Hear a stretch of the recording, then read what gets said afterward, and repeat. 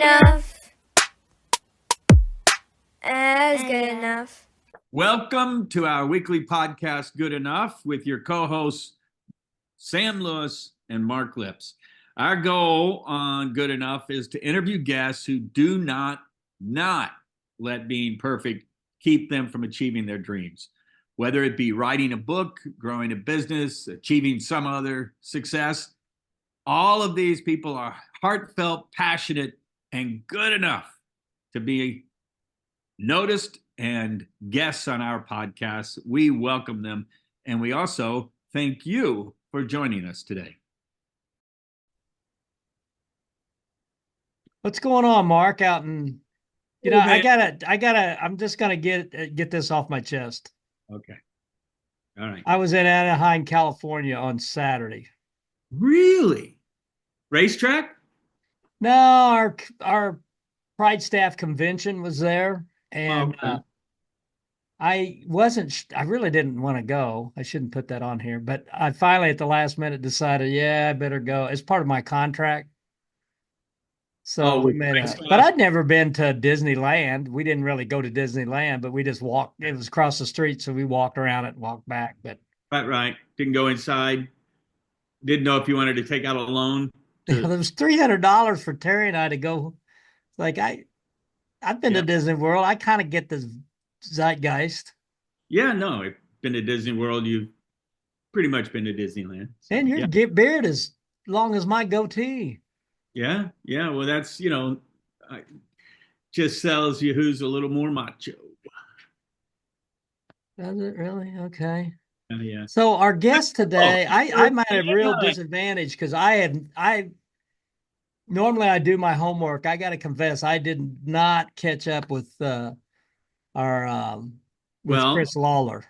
And okay, neither did I. And I could have sworn I ordered his book, but maybe Are you telling me neither one? No, I ordered it, but I haven't gotten it yet. But I've read Chris's stuff for years. Okay. Because he posts the short stories and all of these things, his, basically autobiographical snippets of his life growing up in the South Bay. And I always thought they were fantastic. I just thought, wow, what a great writer. He should, that could be a book, or he's the next, should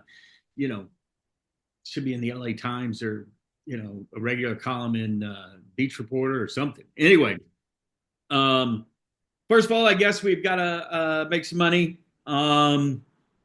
Thank you, you viewers, for showing up. Hopefully your last names aren't all Lewis or Lips. But thank you to our sponsors, the Happy Friday Neighbors newsletter, which comes out every Friday. And if you want on it, just send us your email or send me your email, and also to the Ripe Choice Farm and Catering up here or over here in Northern California. Full serve catering. We've got Airbnbs and a barn event space. We do weddings, all of that, and orchard, vineyard, the whole 9 yards. Sam? On this side of the country, Good Enough is brought to you by Pride Staff. We're a full service staffing agency. We do temp to hire, direct hire. We do it all of it, Mark. Yeah, working on a CEO placement right now, executive level placement. I haven't received. I think I'm having deja vu in this conversation, by the way. Anyway, and also Punk Racing. Punk Racing is getting ready to start its big season. We got a brand new car and we need money to make this car run. So if you want to be a sponsor and you want to go fast and you're in this neck of the woods, that's a good way to see, for a lot of people, to see your name on a fast car. So yeah. Do you remember the time that you but if it's a fast car, can you actually see your name? Well, that's a good point. You see it when it stops in the winner's circle. Got it. Oh, well said. Well,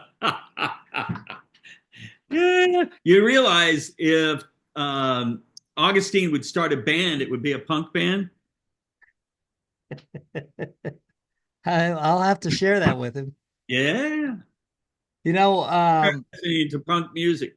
I trying to make up a catchphrase for like, you remember that time you had a chance to put your name on AJ Foyt's car before he was famous or something like that, So Well, now that's what it you don't is. remember it because you didn't do it.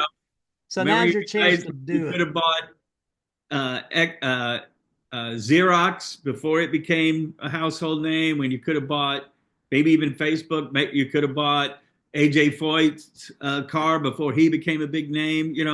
Right now is your time to get in, and we'll offer you the deal of the century, and it'll be perpetual for as long as it lasts. So there's got to be a incentive. If I buy in and invest in Augustine now, I want to know that I'm I still tell there. you, we got some new sponsors this year. It's kind of been interesting. Some people out of the blue sent us money. Like, gosh. Wow. And Wow. we have, I don't know if you saw, we have the uh, numbers board, and our friend Chef Troy is offering a dinner for 8 I saw that. at your house. All you need is water glasses. He's got Yeah. everything Well, else. yeah. I almost sent you something that we'd be willing to offer a dinner for 8 at our event space. Of course, we're not going to pay for the airfare Yeah, or that would be a bit of a hassle, but I've got some friends that travel. might do. I'm telling you, Oh, Mark, you I've never got some know. friends that do that kind of thing. Hey, we're going to Lake County to sample wine today, and they're Yeah. out, they're gone. So All right. that's what they were saying. Well, what kind of dirt racers are going to buy dinner with Chef Troy? I said, I don't care about dirt racers. No, people just want the dinner. Yeah. Yeah, I they mean, just want the dinner. yeah, yeah, yeah. You should tell him that you will be his sous chef during No, that evening. I already offered that. And he said no. Yeah. He just said nope. Oh, this is first class. No, I don't want to. I don't want to make it harder. I want to make it easier, Sam. So You, no. you would be like what Tammy tells me. No, no, no, Mark. I need people who will actually go and serve versus just stand there talking to them about stuff. And I'm going, well, I mean, you got to talk to the customers. And she goes, yeah, but you also have to move to other customers and spend a little time. But by the time you get to the second one, we're already through the first course. So, You know so what? What offended me is he answered so quickly. Nope. yeah, yeah, no. You No, didn't, no, Troy. You no. didn't even think We're about it. Nope. looking for professionals. We're looking for professionals. That's what Tammy says. I need experience. Hey, speaking of Tammy, that storybook thing was Yeah, way cool. yeah. No, she does good stuff. People don't realize up here what they have, and it's No kind of kidding. no, they don't realize. They just don't realize. That would be that here in Bloomington. That would be I a also have wow. a whole thing regarding business ethics with catering. That I may get real snarky on a newsletter someday and do that. But people who call and have you jump through hoops creating a proposal, then they take the proposal and shop it around. Yeah. Well, That's where a lot of people and Tammy, she hasn't done it yet, but you should charge for a proposal. Okay, but $75 to do a proposal, more than happy, and that will go against what you spend if I'm hired. I've had mixed emotions about that. Even when I was worked at, was running the factory, we knew that people were using our stuff to shop the price. And Oh yeah, it that was like, happens. I mean, shopping price is one thing, but to have you actually do work. well, we did work because we had to put a RFP together, and that meant Yeah, engineering right, right. time. And So that you had to meant create we were giving them something. yeah, The yeah. other one we had was in the Richmond plant. We were giving away sample thresholds. And so we'd give hundreds of these, we build them and give them to the sales guys. And it's like, why do they have all these samples? It's like, so we Yeah. started charging for samples. Then the sales guy wasn't You did as charge. quick to, You did charge. Yeah. Well, for samples, right. yeah. Right. Okay. Hey, it's 2:00. Let's go All see. right. I'll see you on the other side. Don't let me forget to start the recording. Of course, it comes up as Susan Lawler. How you doing? Oh, well, man. Doing well. Sam, this is Chris Lawler, son of Hello, the South Chris. Bay. I'm Sam Lewis. Hey, Tim. I'm out St. here in Louis. the middle of, it's snowing today, by the way. Yeah. Well, that's what happens when you stay in the Midwest like that. But Yeah. Sam and I went to high school together, and we stayed in touch all those years. And now we're doing this podcast. We primarily talk to authors. We've had many authors on the podcast. And before I ask you to tell our viewers what who you are and what you've done, I got to tell you, Chris, I've been reading your stuff forever. Really? Because you've always posted. Sounds surprised, Mark. Well, first of all, I know you're surprised I can even read. Okay. But you've been posting your stuff on Facebook for a lot of years. Yeah, well, that's where all my books kind of grew out of that. Right. It has so many people who love those, those little South Bay centric Facebook groups we all like to reminisce about the old days. Yeah, but I got to tell you, but yours are different. I used to read those short stories that you'd post in those moments, and those memorable moments, and anecdotes, and all of this stuff. And I thought, wow, this is the next Malcolm in the Middle, a South Bay Malcolm in the Middle, and then I always thought, man, he should put together a book. This is such good stuff. So anyway, ladies and gentlemen, Chris Lawler. Can we back up just a second? A book like that? Yes. Part 1. Yeah. And Part 2. Yeah. So I started getting harassed by people. When are you going to put this in a book form? Well, that's exactly right. Yeah. Sam writes a lot of poems. I'm surprised he hasn't put that in a book yet. But so, Chris, give us in a nutshell the books you've written, just quickly what they are and what they're about. And tell us where South Bay is first, because sorry, my group out here they're gonna think, is that part of Evergreen Lake? Also, Chris, is that party cold with Evergreen Lake? No. I moved up to Northern California a little while ago. And so when you mention South Bay up here, they think you're talking San Francisco. Yeah, it is kind of a local understanding, but it's kind of a hotly debated thing. What really is the South Bay? Because it's in layers, okay? It gets more and more intense as you go deeper and closer to the beach. But all the little beach cities that cluster on the southwest side of LA, right up against the shore, on the north side of Palos Verdes, and on the south side of where LAX, the airport is. Yeah. That little cluster is what most people refer to as the South Bay. Rats Beach up to Dockweiler. Redondo, Hermosa, Manhattan, El Segundo. Yep. Right. So, Chris, these books are basically a memoir of growing up and being a son of the South Bay, correct? Yeah. Well, I moved out there from the San Fernando Valley when I was about 9 years old. And, my dad was a floor covering guy. So he had a business contact there. He moved us out there. And I was a total stranger in paradise. I didn't know anything about South Bay culture. And South Bay culture is a very defined kind of thing. Add to that it was right in the middle of the 60s with all the 60s stuff going on. Right. And I lived there from about 65 all the way to 75. Tore the heart of the watermelon out of the culture at that point. Yeah. Yeah. So now, what does that mean exactly? What tore the heart of I mean, I know what the heart of a watermelon is, and that's so good. It's, the best. But do you mean that it changed? Oh, yeah. I mean, right there is when surfing became a thing. I mean, people were kind of riding on these longboards in as early as the 50s, but it really caught on culturally in the mid 60s with the Gidget movies, all the Frankie Valli and all those kind of movies. Yeah, and then the Beach Boys hit the sound waves, and before you knew it, an entire culture around the surfing scene of Southern California would kind of spring up overnight, and everybody wanted to get in on it. Yeah, that's the environment that I grew in. Of course, I didn't surf at all. I couldn't get my big fat belly off of that board to save my life. Well, and in trying, I sanded my skin raw. trying to figure out how to surf. Right. Yeah, and that was before rash guards probably became a fashion. We knew nothing about that. Yeah. You remember those inflatable surf mats?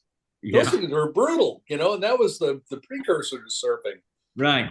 So that's the thing about my books, is they're chock full of those kind of Easter eggs about the old days.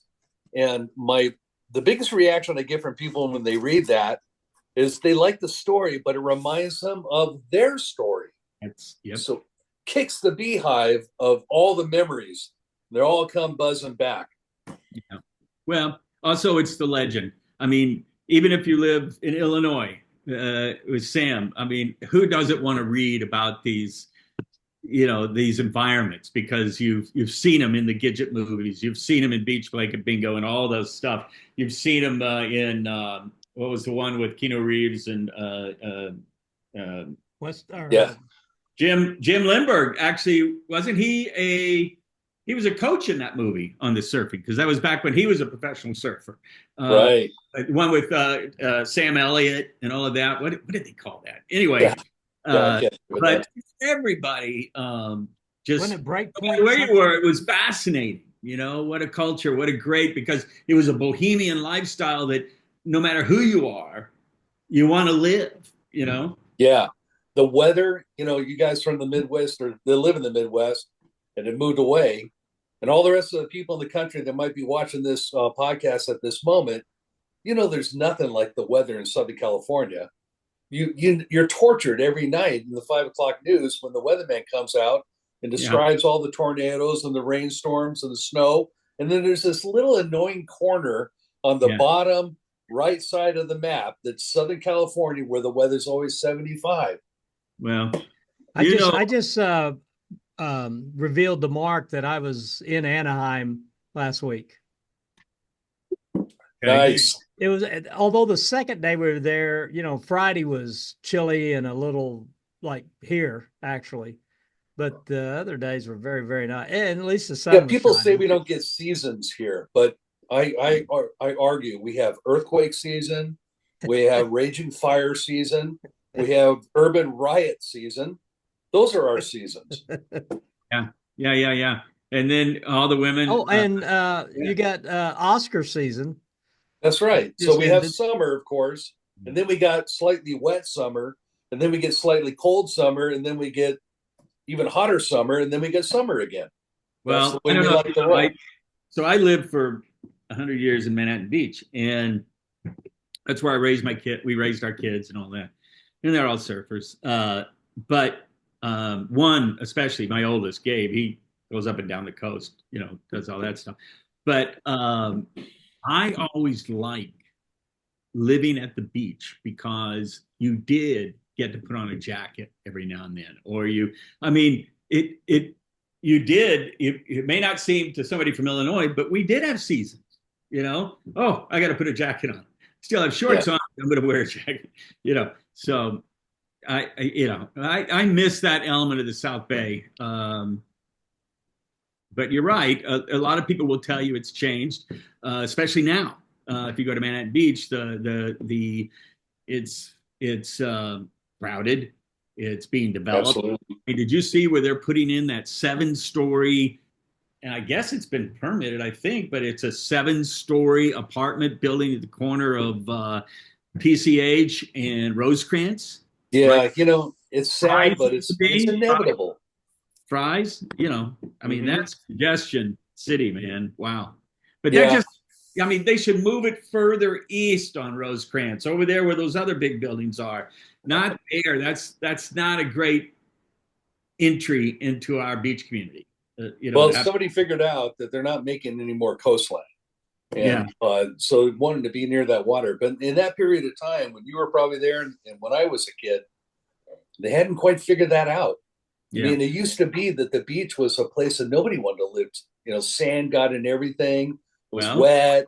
And it was far away from all the things happening in Hollywood and in LA. It was a backwater. Yeah.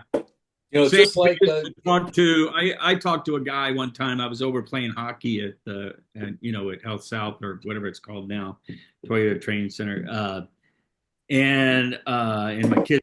Oh no, my kids were playing hockey, and I ran into this guy. He was an older Navy he's former Coast Guard or something like that. Anyway, he didn't have a lot of money, so he went and bought in Manhattan Beach. Wow. That's awesome. The expensive money went to Westchester. That's where you bought in. This is 50s. And so he said, I could only afford Manhattan Beach. That's hilarious. It kills me. So that's what happens is we were all kids there with our dads and moms paying the rent. Right. And then you grow up and you realize, I can't live here. I'm priced out. You get shoved to the east. Yeah, I have 2 kids in the movie and TV business. One lives in El Segundo, and the other, well, I have 3 boys, but 2 of the boys moved to Atlanta. He thought he would get more movie work there, which he is, but they live in Atlanta. But I still have one son in El Segundo, surfs every day, and I want him to. I go, so who's taking over the farm here and all of this stuff? They have no desire. It's too far from the ocean. Yeah. Flowers. Chris, how many books do you have? You got The Son of South Bay 1 and 2. You got The Strand Between Us. That's my brand new novel. It just came out last week, or maybe a little bit more than a week. It's so fresh and new. I still don't have my author copies yet. But it's inspired by one of the stories that's in the second of the South Bay books, a story that I tell of having a crush on this girl in high school all 4 years, but I could never talk to her. I could never approach her. But man, I was so thankful she was there. She lifted my spirits. And so I had this, I wrote a little story about seeing her at the graduation and writing something in her yearbook. And she looked at me and I faded back in the crowd, and that was the end of that. That touched a lot of people, and they said, you need to roll a story out of that. So that became the seed that grew this oak tree of a story, The Strand Between Us. It's about this guy, Kel is my character's name. He's a surfer, but kind of a really driftwood. He doesn't know what he's doing. So he goes through his graduation without the slightest clue what he's going to do with his life. His parents, meanwhile, realize that they're sitting on a fortune on a small house in Hermosa. They sell out and move to Idaho and buy a ranch with the proceeds. So he's kind of stranded there, and he decides that he's going to make it his mission to find that girl from high school. So it's a love story. In the process of doing that, he ends up delivering sandwiches to a movie production studio in Manhattan, and gets mistaken for an extra, thrown into costuming, makeup. He's on set before he knows it, absolutely terrified out of his mind. But this girl is a production assistant to the director. Oh. And that opens the quest. Not only they like his terror and they like what he does on the set, but he finds out the real show is a reality show of all these blown out B-level actors that have kind of run their careers on the rocks. They all live in a house on the Strand called Strand House, and they're all trying to reignite their careers. And so this is one of the first reality show kind of productions. He's invited to live there, and with a bunch of unforgettable characters that, they have all kinds of crazy adventures. But in the meantime, his plot is to try to find and connect with this girl, Maggie, who he knew from high school. So if you look at the subtitle, it's A Strand Between Us, a South Bay Fable. The reason it's a fable, it is chock full of rich relational nuggets of wisdom that he experiences along the way. I think it'll be a kick, to take the ride. Okay, so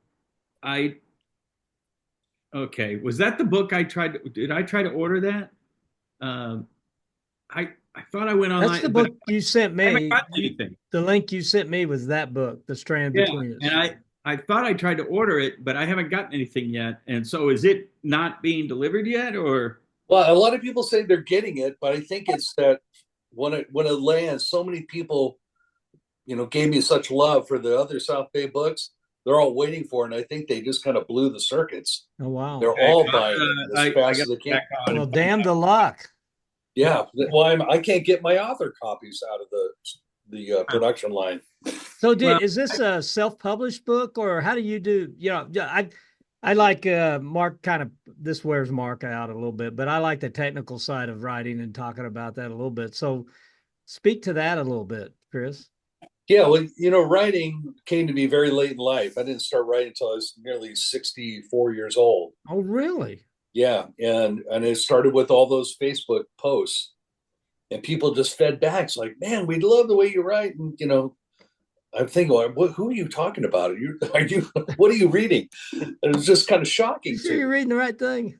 Yeah, well, I have a strange coincidence. I have a handicapped autistic son. He's 40 years old now, and he lives with us.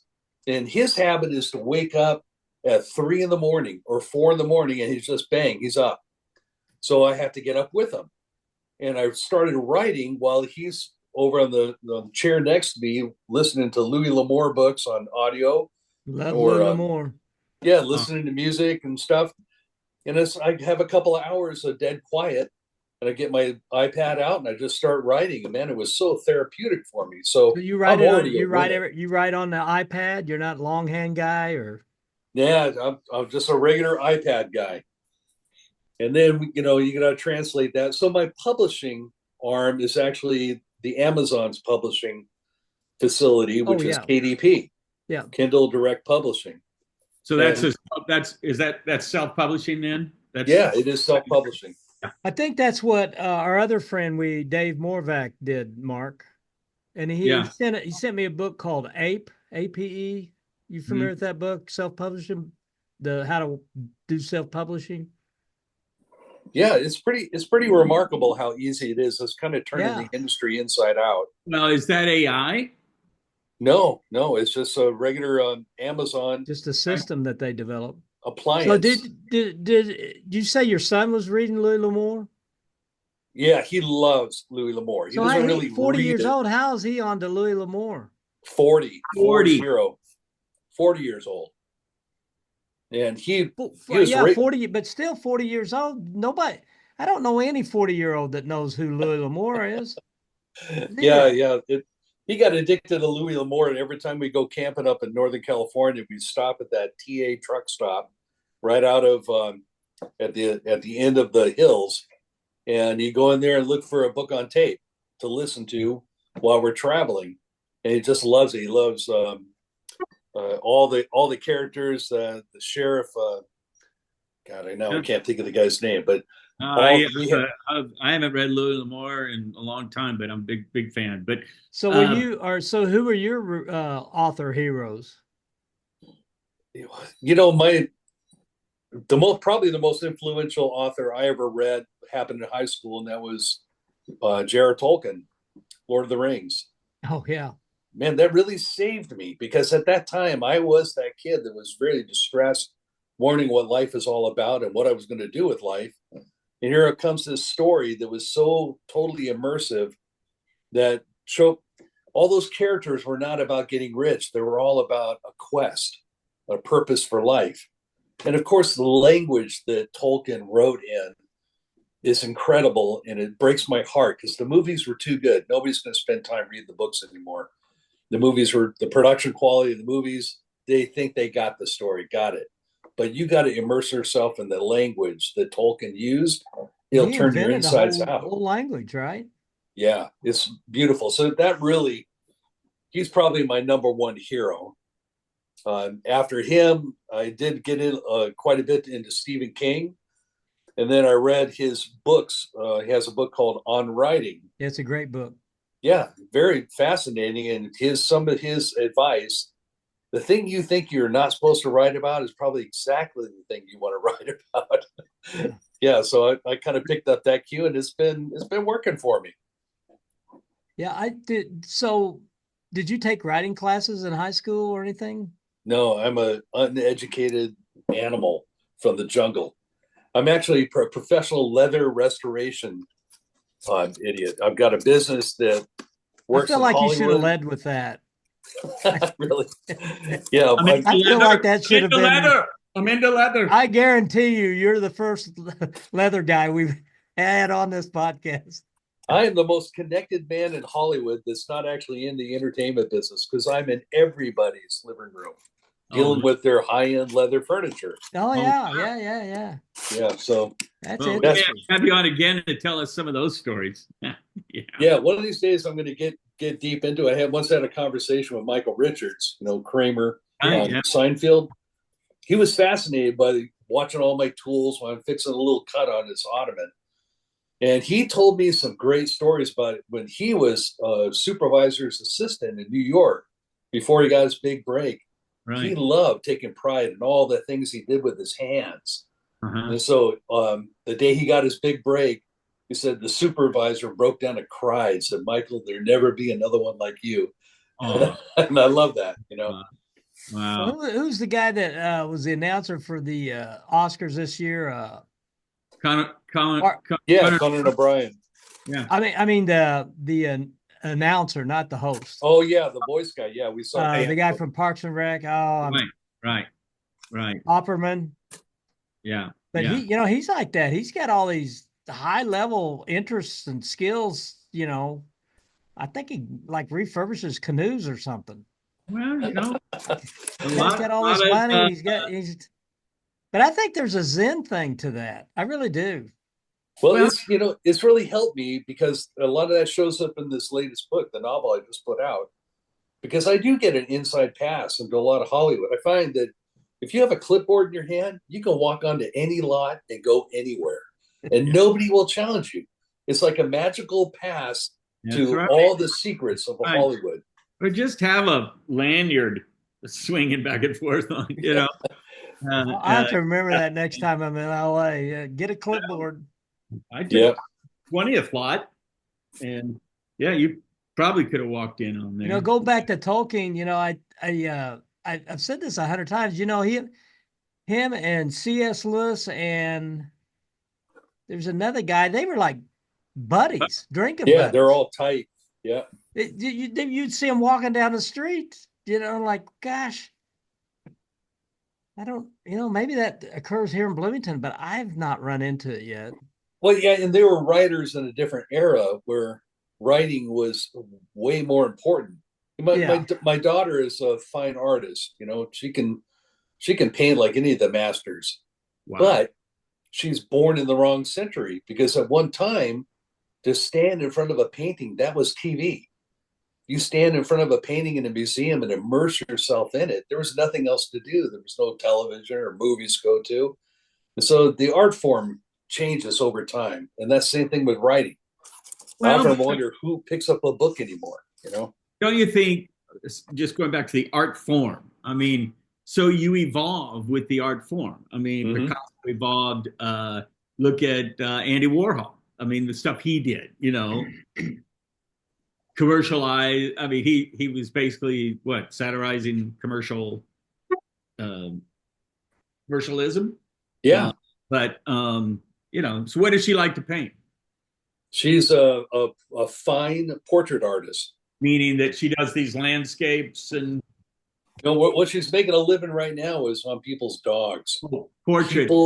Yeah, they want to have their dogs immortalized, and she has this uncanny ability to take a photograph and reproduce its soul in a painting. That's great. Let me tell you, we did it. We got a picture of one of our dogs. Didn't Jerome hang on your mom's wall? Yeah, she was in a painting along with the three boys. Yeah. So wow, but. Jerome hated me, Chris. Jerome wasn't really. Jerome attacked me more times than I care to admit. That just proves his loyalty to his master. That's right. I'm not sure she liked or Jerome liked Mark. Yeah, only did what I told him to do. So, but okay. So, how long did it take you to write, for instance, the last book? How long did that take? That project was probably about 4.5 years. Oh wow! And if I know it, I'm not a pro. I've got a day job, and my window to write is only about a couple of hours in the early morning hours. So it took time. But what worked for me in that respect is that I could feel when I was writing, when I got to about an hour, hour and a half into it, everything started to be a little clunky and stereotyped. And I realized I was done. I had to just stop, let it go till the next day. Kurt Vonnegut said, you can't do anything for 4 hours a day. Yeah. For 4 hours, not 8. He would say he would never, he said he couldn't write 4 hours a day. And that's all he did. Yeah, there's no crack in the whip on art. It's good when it flows. It's crap when it doesn't. Did you find, like, as Asimov said, that he had to write so much at the beginning of the day to get the bad writing out of the way, to get to the good writing? Yeah. Before the good writing petered out, to go to the bad writing? Well, and also you're living for the third rewrite. The first thing you throw down is like you're throwing up on the page. Right. The first rewrite kind of organizes the chunks. The third rewrite starts to make sense. And then you put it away for about a week and let it come back and hit your ears fresh. Then you see everything glows in the dark that needs to be fixed. All right. Well, that's interesting because when you start out, do you outline it all? No, I wish I would. I wish I was smart enough to do that, but I'm too uneducated to know that.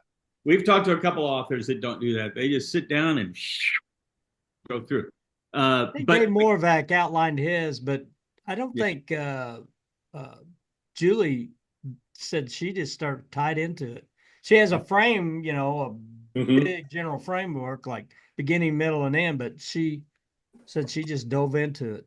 Yeah, I kind of have tried to self-school myself with some of the architectural parts of writing, such as the hero's journey, and once you understand the hero's journey, you see it in every Disney film, every single one. They always have somebody dies at the end and comes back to life.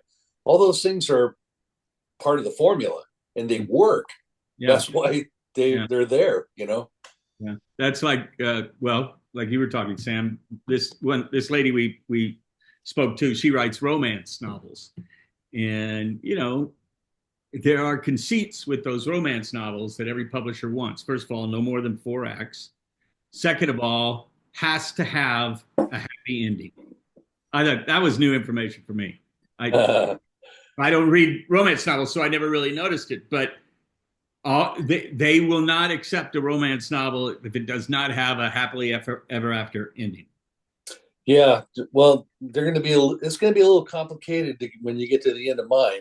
Because although I did discover it is a love story, but I realized I can't be writing the Bible here. I mean, it's already 700 pages long, so it's a big piece of epic craftsmanship. You know about editing, right? Yeah, and then you can't smell the dead wood I chopped out of it. Some of our writers have used outside help, and like Dave Morvac paid for a copy editor to, do you do anything like that? Or I had tremendous help from a writing group that I'm a part of that's actually online. It's about, anywhere from 12 to 6 will show up every single Tuesday night from every different corner of the United States. And they're all writing their own projects, wide diversity, and they all give tremendous, great feedback. So we show up, read a chapter, and they give me notes. Do you mind sharing what that group is? Yeah, it's called Coffee House Writers Group. Coffee House Writers Group. Yeah, it usually goes by the initials, so it'd be CHWG. So if we were to look it up, will we look up the initials? Yeah, you might actually, if you go to Facebook and look it up at Facebook, that's probably a good way to find the front door. Okay. Chris, do you have a Substack profile? I don't even know what that is. It's a writer. It's a growing, really big community of writers, and it's sort of like Facebook for writers. And there's some pretty big names out on there on Substack now. And they, They do posts. They'll write essays. They'll write stories. They'll write poems. They'll write. And say what the name of the group is again, please. Substack is the name of the platform. Substack. It's a platform. Okay. Yeah, I'm definitely into looking at anything that will help. Coffee House Writing Book. Writers Group. Writers Group. Coffee House Writers Group. That makes no sense, right? Yeah. So do you apply for a membership, or do you have to get a tattoo to get in, or how's that work? Yeah, the hazing ritual is brutal. Hazing online. Yeah, I used to attend one once in a while that was actually physical brick and mortar group in a small restaurant in Fullerton. And of course, COVID blew everything out the door. Nobody wanted to meet. Nobody wanted to see each other. So it became an online thing, and through Zoom meetings, just like this. And, have you discovered something I've discovered since I started this podcast? It's been what, a couple of years now or so? Yeah. Almost. We're probably right at 2 years, right? How many Well, people, we started it 2 years ago after I came back from Lake. Yeah. County. How many people have written books? Sammy and I know we feel like we're the only people who haven't written a book. And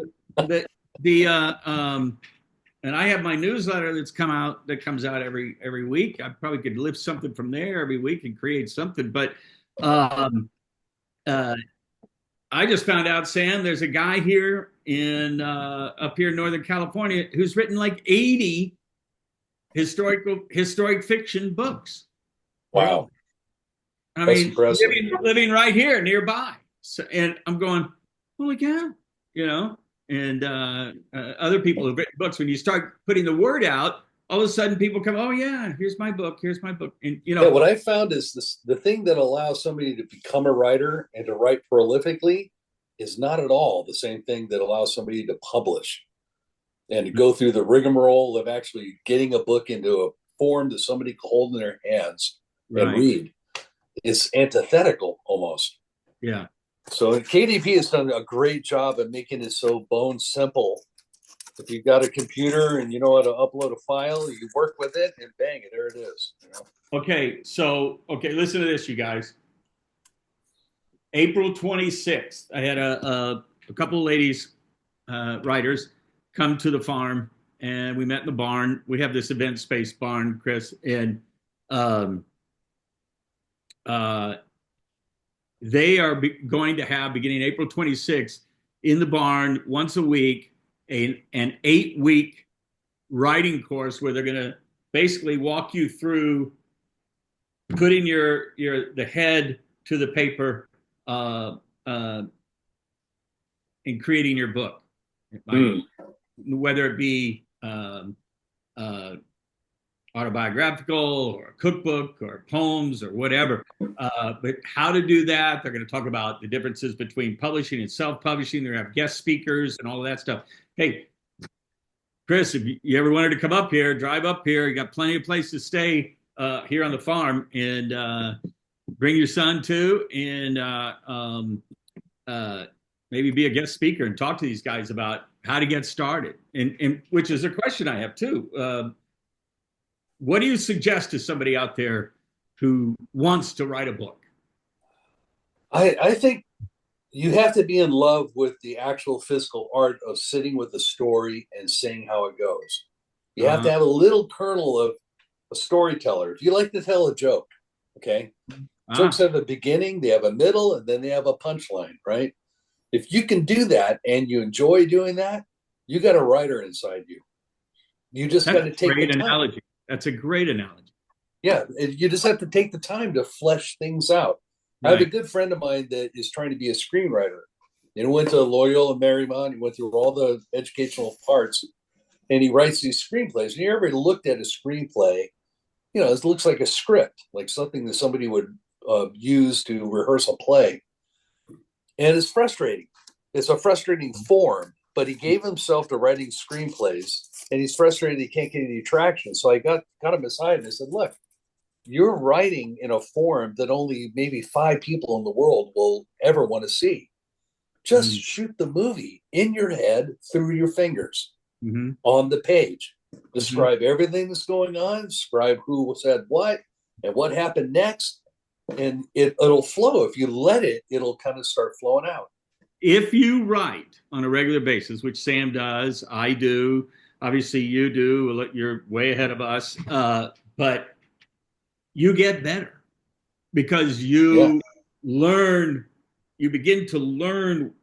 It isn't that you know technically that grammar or whatever, you just learn what is the fact, what can be taken out, what can be removed, what is not important for this whole paragraph or whatever, and you learn to edit. And I look at back at Sam, I look at back some of my early stuff and I'm going, oh my God, terrible. I'm telling you, since I got on Substack, my writing has improved. Like, I mean, I was really surprised. Like, I'm old guy. I mean, you're not going to improve that much, at this point. And I was like, no, everything's gotten tighter with my writing. So Chris, correct me if I'm wrong. Chris, I'll send you an invite to my Substack. Yeah. Awesome. Thank you. I would tell young writers, hey, just start writing. Have an idea, a story, visualize it, and then start writing, and things will change. You go, oh, I should start with this.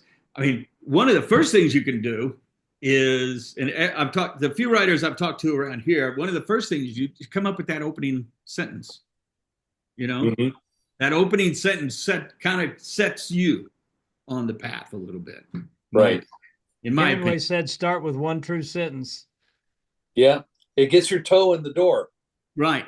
What did Stephen King said that every book he read was practicing writing? Pardon me? I think Stephen King said in that book you referenced that every on writing book he read was a practicing writing. Yes. In other words, every time he read a book, it was part of practicing writing. That's the other thing. You really notice when you're reading novels. Mine is, I love historical fiction. I'm reading that. Without thinking about it, I'm looking at their writing and why this was structured this way. Hey, I got bad news for you guys. I know we're out of time. Okay. All right. So everybody stare at the camera like I'm going to take a picture. 1, 2, 3, smile. Hey, Chris, this was way too short. I think Marco will agree with that, and I thought it would be. Maybe we run out of time on this stuff. But we're gonna say goodbye because it's gonna cut us off. Sure. And, wish you the best of luck on this new book. Can't wait to get through it. And send him the Substack, Chris. I'm gonna send you my theripechoice.net. That's our farm up here. But anytime you want to come up, you're welcome. And then I may call you to see if you come up and talk to these whoever shows up for these classes. Awesome. Thank you very much, guys. All right. See you, brother.